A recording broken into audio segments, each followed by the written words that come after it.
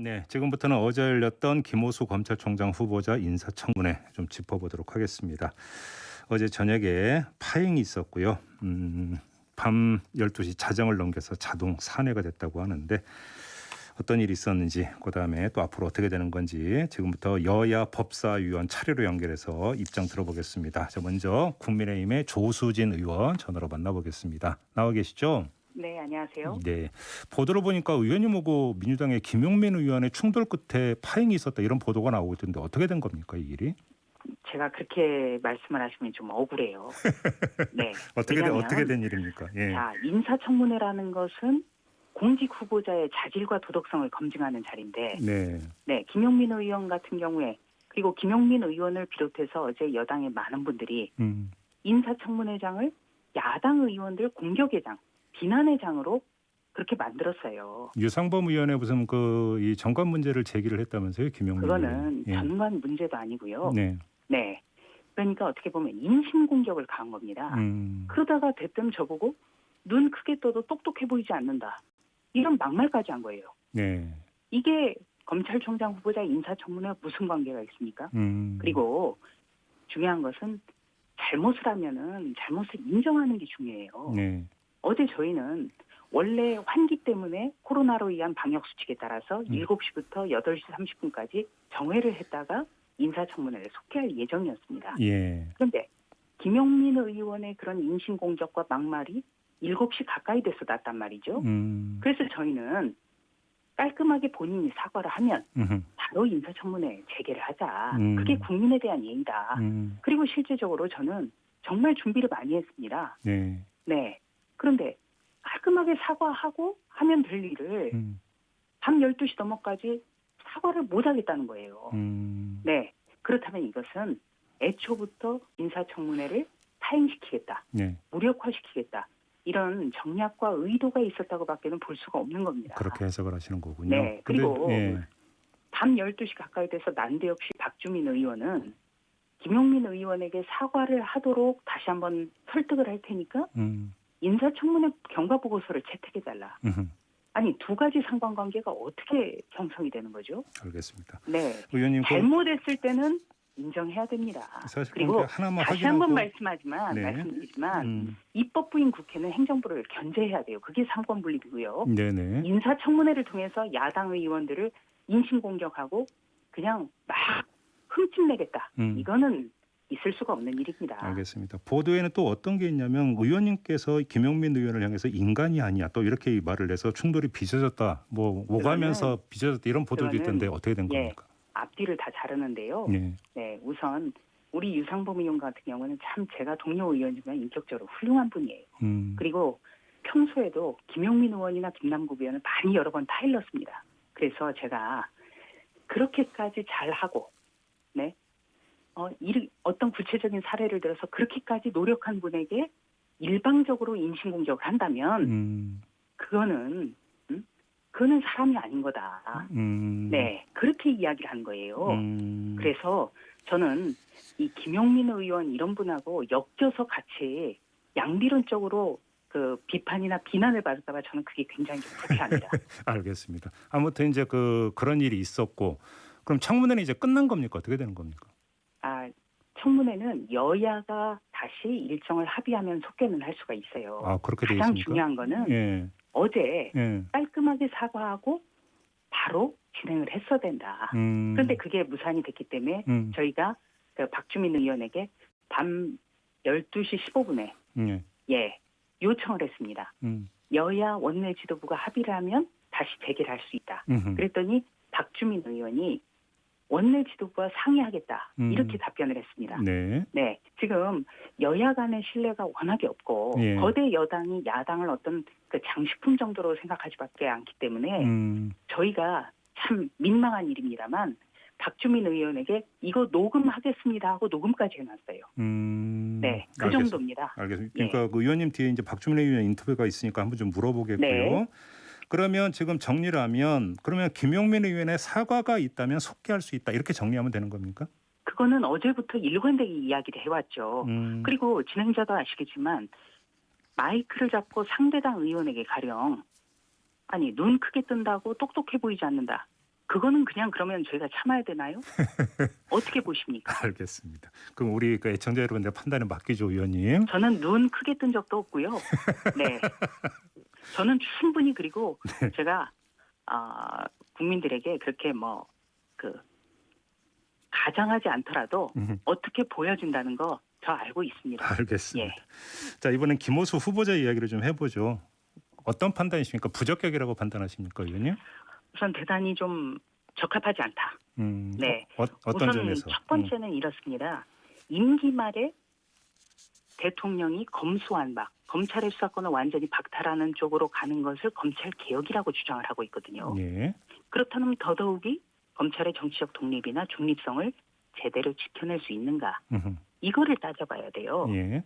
그런데 이것과 관련해서는 모든 질의에 대해서 수사 중이다. 보고를 안 받아서 모르겠다. 지금 후보자 신분이어서 말할 수 없다.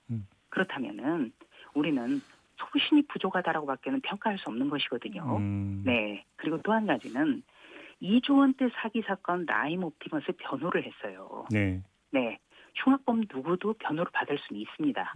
그렇다면은 왜 변호를 했는지에 대해서 본인이 잘 설명을 해야 되는데 어제 모두 발언에서 그 변호사로 8개월 동안 일하면서 국민의 애환을 가까이에서 경험하는 소중한 시간이 됐다고 본인이 소개를 했어요. 그렇다면 저는 물어봐야 되지 않겠습니까? 예, 이게 처음에 퇴직한 지 4개월은 월 1,900만 원. 그 이후에 4개월은 월 2,900만 원씩 2억에 가까운 돈을 받았는데 그것이 국민의 애환과 어떻게 연결이 되느냐. 이렇게 물어본 거죠. 네. 네. 그런데 세금 내기 전의 액수라든지 적으면 적다고 할 수 있다라든가 이런 어떤 그 답변이 굉장히 우리 정서와 국민 눈높이에 너무나 맞지 않는다. 안타깝다. 네. 그러면 정리를 하면 김호수 이제 후보자 개인의 도덕성 문제도 있지만 검찰총장으로서 지키는 검찰의 정치적 중립성이나 독립성 담보가 안 된다 이런 판단이신 겁니까? 가장 큰 것은 그 검찰의 정치적 독립과 중립성을 제대로 지켜내기 어려운 분이다. 이거하고 네. 또 한 가지는 그 어떤 국민 눈높이에서 어떤 수임료에 대해서도 본인이 그다지 반성하고 있지 않는 것 같다. 이렇게 정리할 수 있겠습니다. 아무튼 근데 청문경과 보고서 채택 시한이 어제였죠? 그것은 여야 합의로 되면 되는 것이고요. 예. 그리고 중요한 것은 여당이 단 한 번도 야당의 의견을 존중한 적이 없어요. 야당이 부적격을 한다고 해서 네. 통과 안 된 적도 없었지 않습니까? 네. 네. 그리고 애초부터 어떤 그 수준 높은 청문회가 이루어진다면 왜 증인 한 명을 채택하지 않았겠습니까? 네. 그러니까 참 이런 게 안타까워요. 다시 한번 말씀드리지만 삼권 분립을 위해서 국회는 여든 야든 행정부를 견제해야 되는 것이 의무입니다. 네네. 네. 알겠습니다. 지금 의원님 모신 김에 다른 문제를 좀 하나 여쭤보려고 시간을 아끼고 있는데 지금 한계가 있는데요. 네. 지금 당내 선거 문제 좀 잠깐 여쭤볼게요, 의원님. 연결한 네. 김에 지금 최고위원 도전하셨잖아요. 예. 근데 왜 최고위원 도전으로 당 대표 도전을 왜 안 하고 최고위원 쪽으로 생각을 하셨어요? 그런데 저는 제가 볼 때 최고위원 도전만 해도 대단한 거라고 봐요. 왜냐하면 네. 이게 우리 이제 김웅 의원을 시작으로 해서 예. 초선들이 당 대표에 뛰어들었기 때문에 어떻게 보면은 최고위원은 좀 시시하게 보인다고 할까요? 그렇게 보이지만 절대 그렇지 않습니다. 네. 그리고 우리가 대선을 남긴 지도부 구성이에요. 예. 네. 그런데 이 당 대표를 도전하는 거는 맞고 왜 최고위원을 도전한 건가? 이렇게 돼서는 안 되고요. 네. 지금 역사상 우리가 그 정당사를 보더라도 초선이 최고위원 도전한 것 이것 자체만으로도 굉장한 파격이거든요. 네, 알겠습니다. 네. 예. 자신 있으세요? 지금 경선 운동을 해야 되는데 어제 인사청문회를 보셨지 않습니까? 네. 예. 그런 게 안타깝죠. 알겠습니다. 이거 하나만 좀 따로 떼어서 여쭤볼게요. 만약에 최고위원이 되면 내년 대선에서 호남에서의 야권 득표율을 25%까지 끌어올리겠다 이렇게 말씀하셨어요. 네. 비결이 뭘까요? 네. 우선은요. 네. 우리가 역대 그 대선에서의 호남에서 거둔 성적표를 한번 보면 이미 두 자릿수가 득표가 됐습니다. 네. 그러니까 두 자릿수 이상을 얻으면 이게 정권 창출의 가능성이 대단히 높은 거죠. 음흠. 왜냐하면은 호남에서 두 자릿수라는 건 결국 호남층이 두터운 수도권에까지 이어지거든요. 네. 네. 그런데 박근혜 대통령 때 이미 두 자릿수를 기록했습니다. 음. 그렇다면 상향 조정을 해야죠. 그리고 지금 각종 여론조사에서 20% 이상이 나오고 있어요. 국민의힘 그 지지율이, 정당 네. 지지율이. 예. 네. 그렇다면 우리가 목표를 어떻게 보면 30% 정도 설정해도 된다. 저는 그렇게 생각합니다. 그렇게 보시는 거고. 네. 그러면 요거 하나만 좀 호남 이야기 나왔으니까 어제 유경준 의원이 제기한 경선을 있잖아요. 당원 여론조사. 네. 여기서 지금 호남 그 표본 구성에서 호남 배정을 처음에 0.8%만 했다가 문제 제기니까 2%로 올렸다고 하는데 이건 어떻게 평가하세요? 네. 그 룰이라는 건요. 예. 제가 유경준 의원과도 참 가깝습니다만 어떤 레이스를 하다가 룰을 변경해서는 안 되죠. 네네네. 네. 그렇죠. 예. 예, 그게 가장 중요하고요. 음. 그리고 우리가 호남층이나 수도권의 호남층이나 청년의 어떤 그 당원이 부족한 건 현실입니다. 네, 그런데 이거를 인위적으로 끌어올리면 그 등가성 문제, 형평성 문제가 또 제기가 될 수 있거든요. 그래서 그 룰 변경을 지금 한다기보다 새 지도부가 청년이라든지 호남층을 파고들어서 정말 그쪽의 당원들을 충원하고 국민에게 사랑받는 정당이 되도록 갖고 가는 게 더 중요하다고 저는 생각을 합니다. 결국은 애초 그게 이제 당원 분포에 따른 그 배정이었다 이런 말씀이시네요. 그러니까 정리를 그러니까 하면. 좀 부끄럽지만 지금 현재 국민의힘 당원 분포가 청년과 호남이 적기 때문에 지금 나타나는 그러니까. 현상입니다. 알겠습니다. 자, 여기까지 진행할게요. 고맙습니다, 의원님. 네, 고맙습니다. 네, 지금까지 국민의힘의 조수진 의원이었고요.